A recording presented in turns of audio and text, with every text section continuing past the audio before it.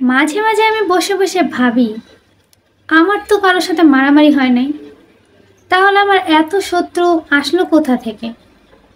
আরে এগুলো শত্রু না, এগুলো হচ্ছে আমি মুখের উপর ফটর ফটর করে মানুষকে উচিত কথা বলি তো, তারই ফল।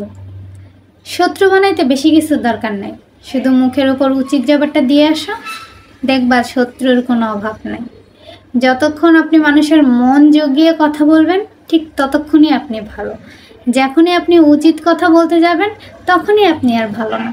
তার পরবর্তীতে আপনি যেই কথাগুলো শুনতে পারবেন, মানে আমি মাঝে মধ্যে আমার নামে এমন কিছু কথা শুনি যে আমার কাঁধে দুইটা ফেরেস্তা ভাবে যে এই মেয়ে এই কাজ আবার কখন করলো, আমরা তো সবসময় ওর দিকে নজর রাখছিলাম। তো এগুলো তেমন কিছু না, যতক্ষণ পর্যন্ত আপনি মানুষের প্রয়োজন অনুযায়ী ব্যবহার হবেন, ঠিক ততক্ষণ পর্যন্ত আপনি তার কাছে ভালো। যখন তার স্বার্থ শেষ, যার প্রয়োজন শেষ আপনার থেকে, ঠিক তখনই আপনার নামে বদনাম শুরু। তো যে যা পারো বদনাম করো, বদনাম কইরা যদি নিজে একটু উন্নত হইতে পারো তাহলে হও ভাই, আমার কোনো সমস্যা নেই। আমি চাই সবাই উন্নতি করুক জীবনে, আমি পিছায়া থাকি, আমারই বদনাম করো সবাই, কোনো ব্যাপার না।